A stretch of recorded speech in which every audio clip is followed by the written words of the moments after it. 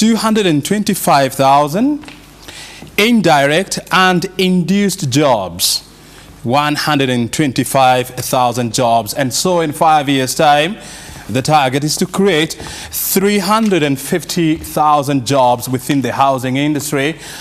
And of course, this will go towards, dealing with the issue of unemployment in this country. You know for sure that Kenya is hosting the Sustainable Blue Economy Conference in how many months from now? This is in November here in Nairobi. And of course, tonight we want to focus on that conference and of course, what measures Kenya is putting in place to harness the potential of the blue economy.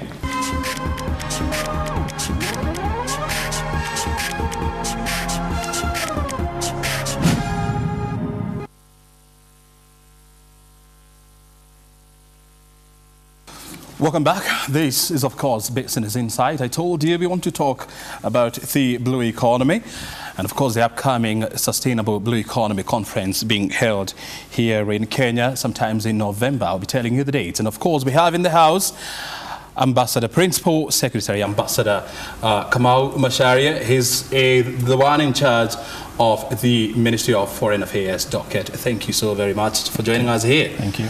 And Madam Nancy Karigithu, she is the Principal Secretary, Department of Shipping and Maritime. Many thanks for joining us here. What's your Twitter handle, by the way? My Twitter handle? Yeah.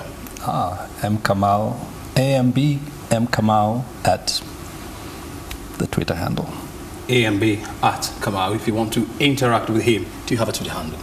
Maritime Care at Twitter handle. Thank you very much. And I am O'Brien Kimani. We want to interact with you. But before we do so, there is a message from President Uhuru Kenyatta. Let's first of all listen to that message. Oceans, we know, not only provide great value in maintaining life, sustaining climatic conditions for all of us, but also provide enormous value in the form of the blue economy that can be tapped to help accelerate economic growth and fight poverty in many of our nations.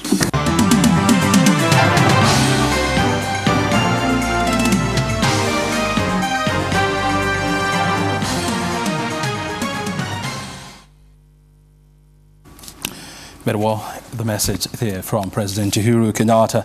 Well, let's now dive deep into the interview for the night. I want to start with you, Ambassador, and I know you are very passionate about this conference. What does it mean for Kenya? Well, first of all, thank you very much for having me here this evening.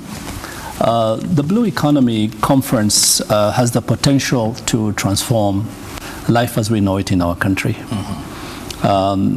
Today, if you look at our country, everything that we really consider to be the key drivers of our economy is based on the land economy.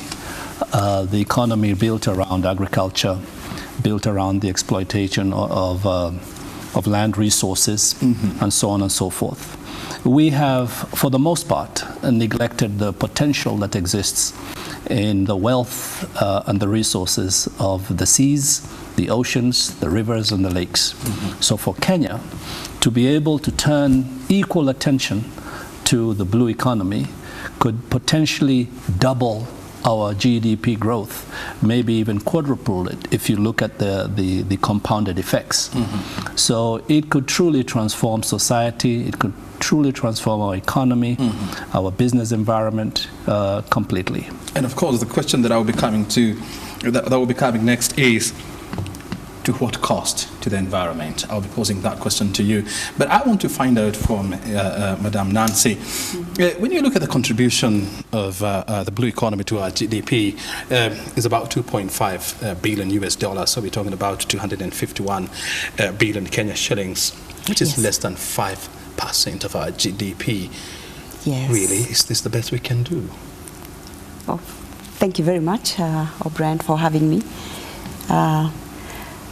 No, it's not the best we can do. Mm. And that's why we have recently focused on the blue economy, on the oceans, as a new frontier for economic development. The Vision 2030 has 8 pillars, and one of them is economic development. And the aspiration of the Vision 2030 is to have sustained 10% growth economic growth of the, national economic growth. Now, in the third MTP, medium-term plan for the Vision 2030, the blue economy, or the maritime sector, has become the eighth pillar of the eighth sector under the economic pillar, which means now with the blue economy, with the maritime sector integrated into national planning, we're looking to see increased contribution from the sector into the national economy. We have traditionally relied on the transportation sector only, maritime transport, as a contributor to the maritime and to the growth of the economy. But now we're looking at it holistically and looking at other sector, looking at it in an integrated way to see how much it can do. And this is a turning point for the economy, and we're about to see more contribution when we focus on other areas like fisheries, like aquaculture, like maritime transport, maritime education, in three ways: maritime education and training in terms of producing the human resource capacity that is exported to man the international fleet, and is also used nationally to grow the blue economy. So we're looking to see improved and increased contribution from the sector. And you see, it's very interesting. I mean, when we're talking about the blue economy, let's first of all try to put it into perspective. I mean, Kenya has about 230,000 kilometers worth of water. Yes. And 200 nautical miles covered by water. And we actually don't know what happens in there. Do we have any idea? And how do we plan, to ensure that we police, we monitor, and we exploit the resources therein? I think the focus now has turned on that space that you're talking about. If you look at the message you've just played, the HE, the president, talking about himself leading the process towards turning our eyes to the sea. And then you look at other initiatives, like, of course, this global conference. I think if there was a louder statement than this, I don't see, because it's now turning our eyes to the sea. Then you look at other initiatives that are coming up, like the creation of the Coast Guard. All those are gearing towards now increased focus on the economic exploitation of that maritime space.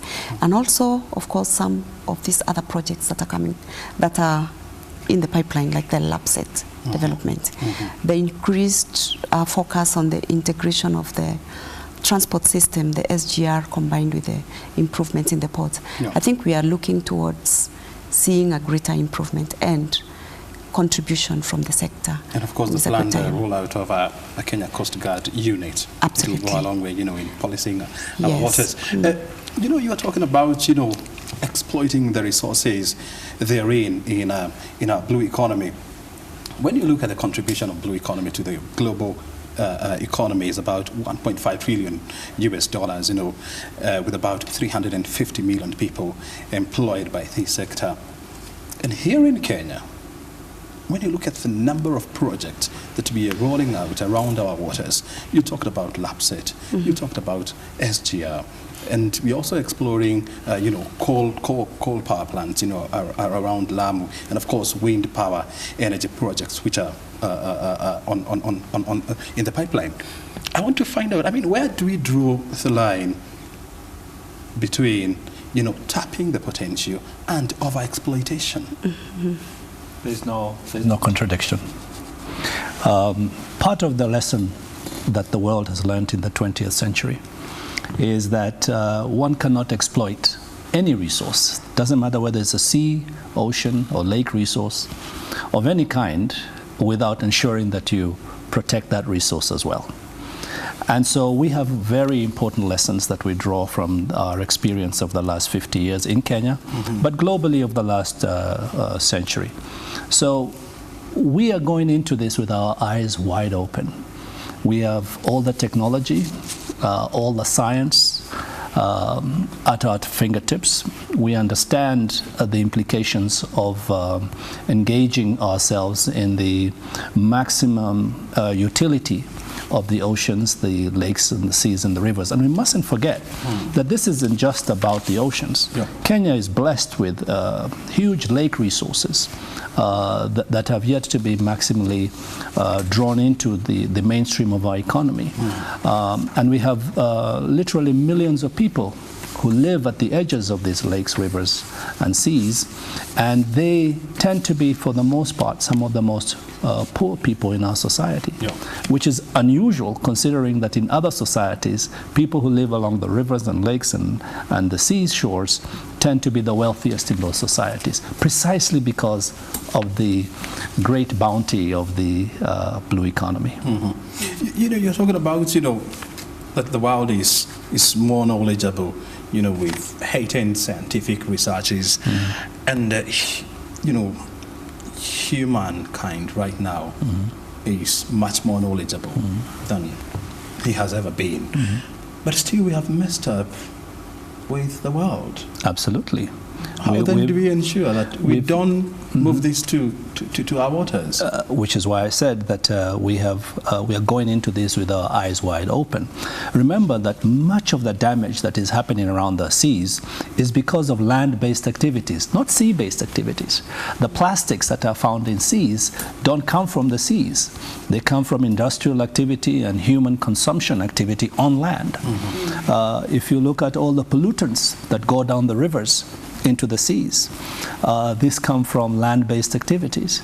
The challenge that that we're seeing the seas and the rivers and lakes facing are because of human activity on land. So even as we go into this conference, one of the key aspects of this conference is going to be how are we going to deal with issues of waste management on land? How are we going to manage cities better so that cities do not become the destroyers of reefs, of coral barriers that create great beauty but also are a huge resource in and of themselves that oxygenate the seas? How do we avoid polluting the seas so that the sea temperatures are rising because of the deadness of the sea, if you will?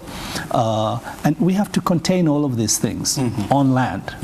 So for us, the challenge of making great progress with the blue economy is recognizing what we have to do on land to protect the seas, but also what we have to do at sea to protect the sea and to maximize the potential of that bounty for our economy and for our prosperity. And of course, we have tremendous lessons that we need to learn. Yes, Madam CS, PS. Oh yes, I just wanted to add also, as we talk of sustainability, Kenya happens to be the lead in Africa in terms of managing climate change issues from shipping.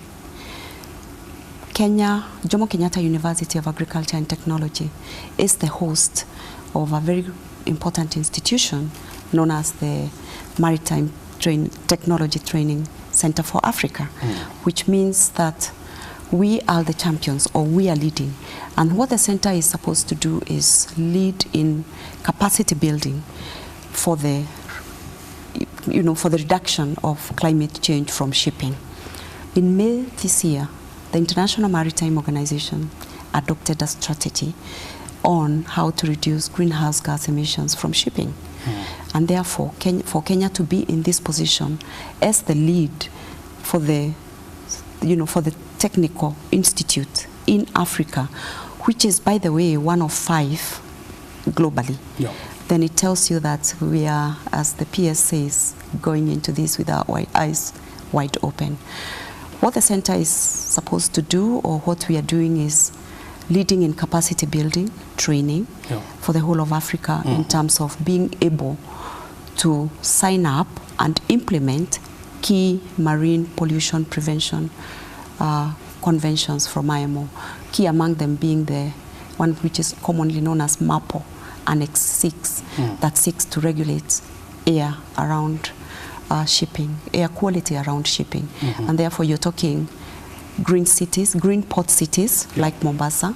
And one of the projects that we are undertaking under MTCC Africa is being able to reduce the use of gas when the ships are in port, and for the ships to be able to plug in to shore power, and therefore reducing the amount of gas they use. And therefore, this places us right at the forefront of managing climate change from shipping. And when you're talking about Kenya, being a leader in sustainable use of our waters. I mean, when you look at the global shipping business, and it's huge business in trillions of dollars. Africa only accounts for less than 2%. Yes. Yet we are surrounded by how many lakes? I mean, how many oceans and seas? I mean, we are the biggest island in the world. Yeah.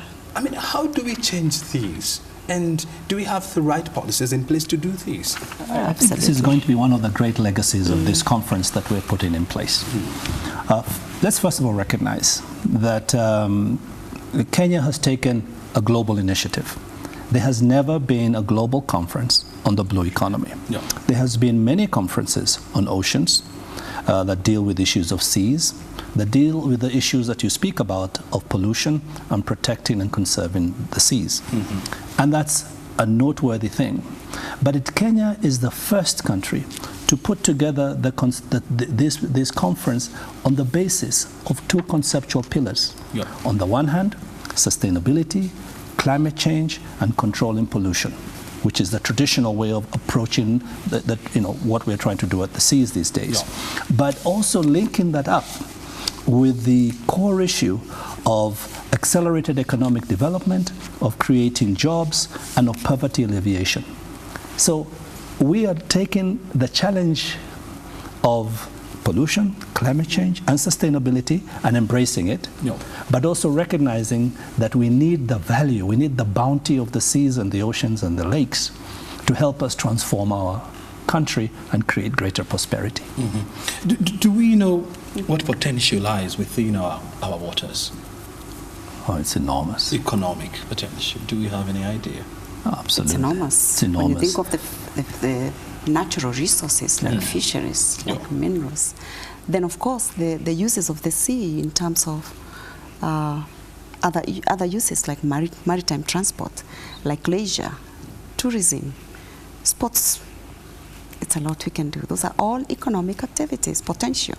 And if you look at the big cities of the world, pick any of the big cities that we consider to be famous.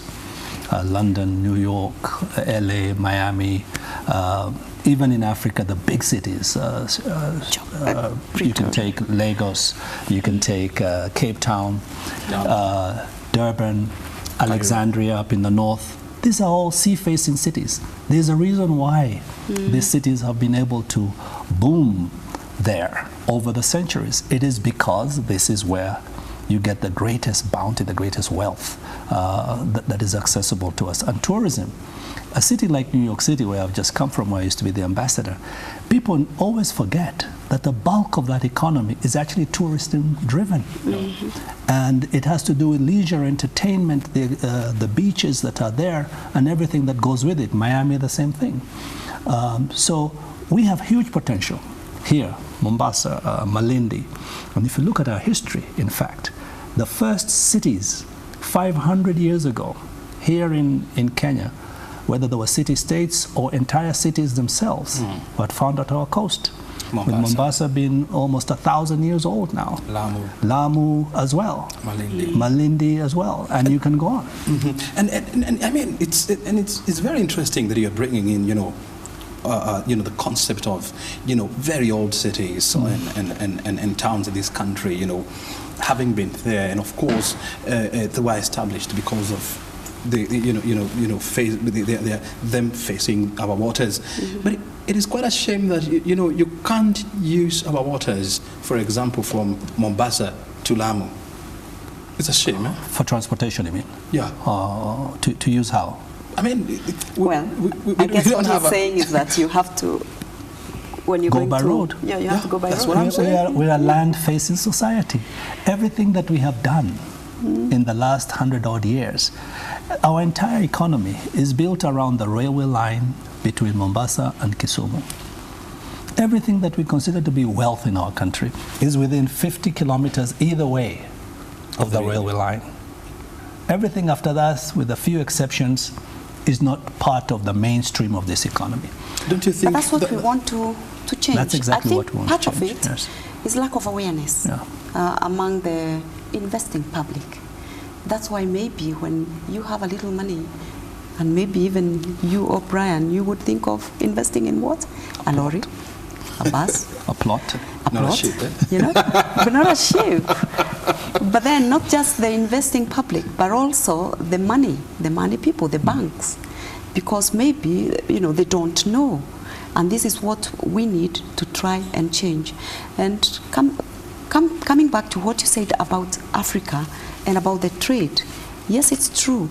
But with the recent CFTA, we hope to see a lot of improvement, because we're the only continent, we're the only part of the world that doesn't trade with each other.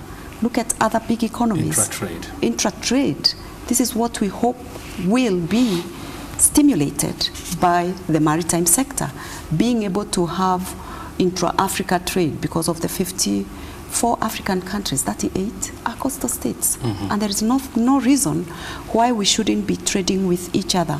And if you look at the projected human, you know, growth, you're looking at a projection as at 2035, we'll be having a population of 8.5 billion people in the world. Of those, 52% will be in China, in Africa, in India. What does that mean? Big potential for trading in even goods, common goods like food, water, energy, which means therefore the maritime sector assumes greater proportion. And therefore the kind of activities we are undertaking now, like this conference, bringing it to Africa, bringing the awareness, and with CFTA happening now, we have the potential. And you said about policies. The African Union has got very key policies, Agenda 2063, the African Maritime Transport Charter, all looking towards exploiting that space. So it's up to us to position ourselves and reap the benefits, because maritime transport, shipping, will always, or rather will just assume greater proportions than we have now. And I mean, it's very interesting, you know, how somehow all of a sudden, you know, the world has has woken up to the reality of, you know, the wealth that lies in our waters. And you're talking about 80 billion people in this world, from China, you know, to Kenya, to India, to Mauritius. Everybody's talking about exploiting the resources that lies within our waters. And I am just concerned. I mean, aren't we likely to deplete our waters? If we all, it's a legitimate concern. It's a legitimate concern. But let's look at this. I mean, we know more about the moon, and then we know about our seas and oceans. That's just how little we have bothered with, apart from the ships that have traversed the oceans, the actual knowledge that we have around the great depths and the great wealth that lies there is something that shocks everybody when they realize just how ignorant we are about what's potentially there. We cannot turn away. And as I said, the damage that's happened in the oceans is land-based. And it's a matter of us understanding the lessons of the 20th century and applying them in how we work with the seas, with our lakes, and our rivers. This is what we have to do.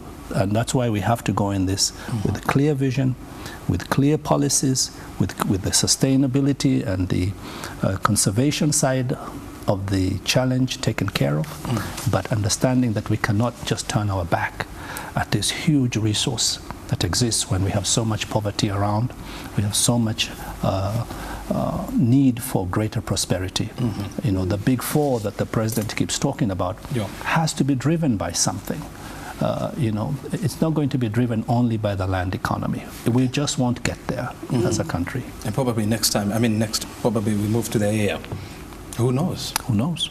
Tell me this, Madam CS, with PS, keep prayers. Tell me this, when you look at Kenya, for example, and we are talking about the blue economy, but when you look at our policies and how positioned we are as a country, for example, you are in charge of shipping and maritime. That is under the Ministry of Transport. Yes. Then we have the Department of Blue Economy under the Ministry of Agriculture. Yes. And we have a number of departments or research facilities that falls under the Ministry of Agriculture. Do we have a lot of fragmentation that may hinder us, from achieving our aspirations? Well, the blue economy is big and it's got different components. And in terms of policy, for example, when the Ministry of Agriculture is handling fisheries, that's a natural resource, and aquaculture, that's a natural resource. Shipping is traditionally a transport matter. Even the way it's organized on the international front, it's transport. And a lot of the policy that affect shipping have a transport dimension. When you look at issues to do with ports, when you look at issues to do with trade facilitation, they have to be in transport. And I don't think there's a contradiction when fisheries and transport issues are handled in different ministries. The key thing is having different components, policy components that deal with issues with maritime, then having an integrated outlook, which is part of the developments we are doing. In our department, we've taken up the issue of maritime transport policy development, because then that's what ensures as a country that we look at all issues comprehensively running around maritime transport. I'm sure the Ministry of Agriculture will do the same. And environment, because we've got components of marine environment in the Department of in the Ministry of Environment. Then we've got legal issues lying with the Attorney General and Attorney General's office. We've got trade facilitation also lying with Treasury. So the key thing is to have different components of the policies then speaking together through an integrated national maritime policy framework. That's work in progress, and that's what we are doing. And of course, we also have the issue of maritime spatial planning, as well as data collection. Then also education. So you see, it's not one department that can deal with the blue economy comprehensively. All we need to do is ensure that the policies, the different components, speak to one another.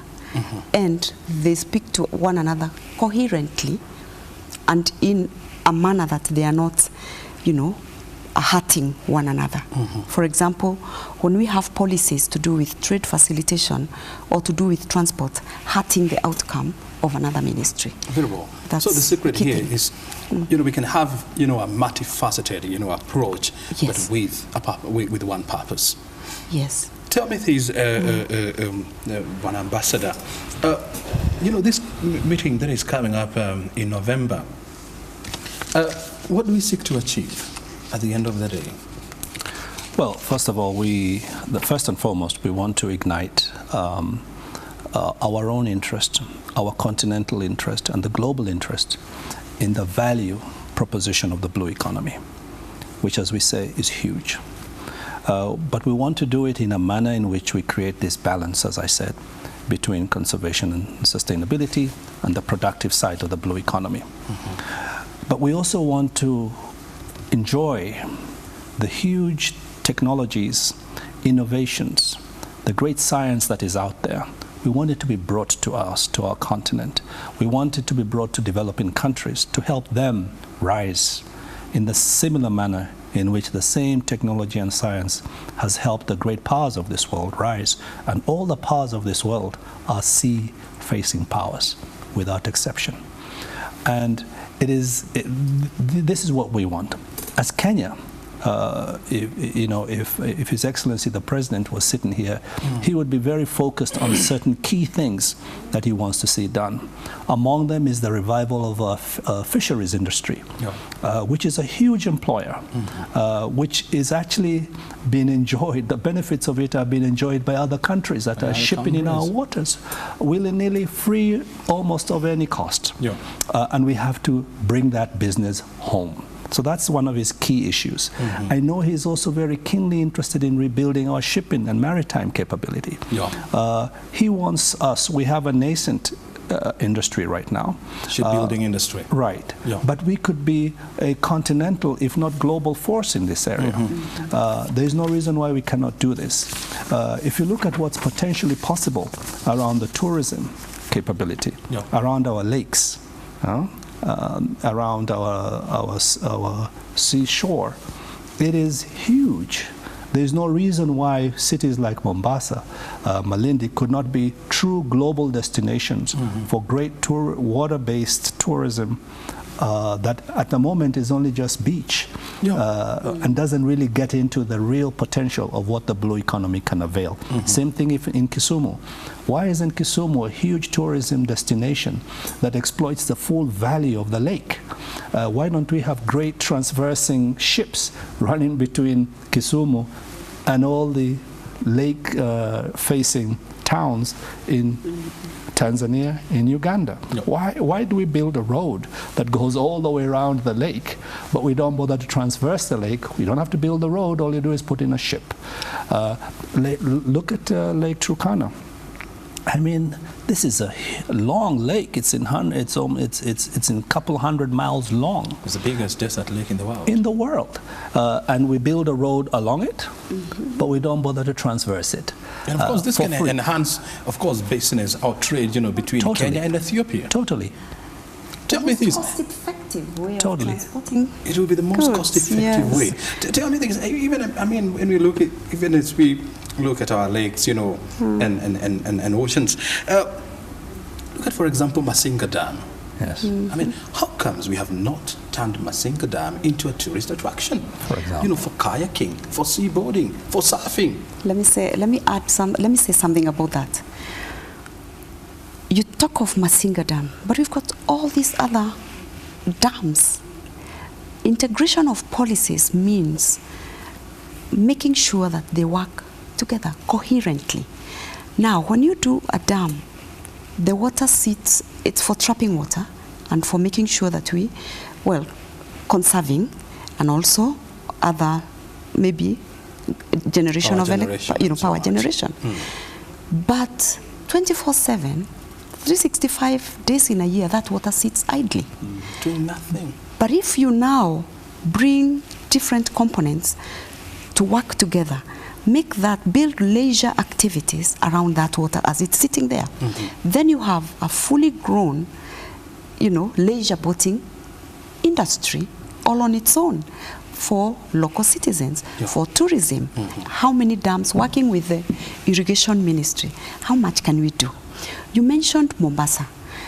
Mombasa must be one of the very few, cities in the world where you will get an international airport with international connections capability, then 20 minutes into an international port, 20 minutes into the best beaches on this continent, and some of them award-winning all over the world. Then 2 hours into a game reserve. How better can it be? And to sweeten the deal even, warm waters all the year round. How better can it be? How much can we do with that? One, if you integrate the aviation sector, the aviation industry, with the maritime sector, what can we do? What can't we do? You're talking of services for ships in terms of repair and maintenance, because the parts can be flown quickly with the right policies for clearance into Mombasa when the ship is scheduled to be making a port call.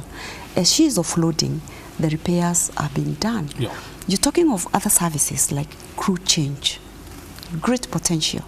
Because when the seafarers are leaving ships, and they are doing that throughout. Yeah. Someone is going on leave, someone is joining ship, somebody is leaving, the contract is coming to an end.